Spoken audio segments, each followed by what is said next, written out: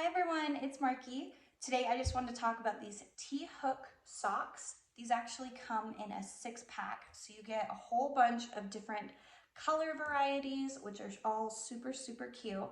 They're so soft, so cozy. They come up right above your ankle, so they're not too high, not too short. They are made of mostly polyester, but they also have spandex and nylon, so they are stretchy. So they are kind of one size fits most. You can machine wash these. I like to machine wash them on warm and gentle, or I guess in warm on gentle.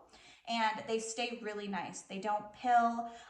They stay just as soft, I've noticed. I was worried that they would get like that weird, like when you wash Sherpa and it just isn't as soft anymore. That does not happen to these at all. They're also super lint free. I have noticed I can wear them with pants or with leggings and they don't leave lint behind, which I absolutely love. I just think that all of the colors are so cute.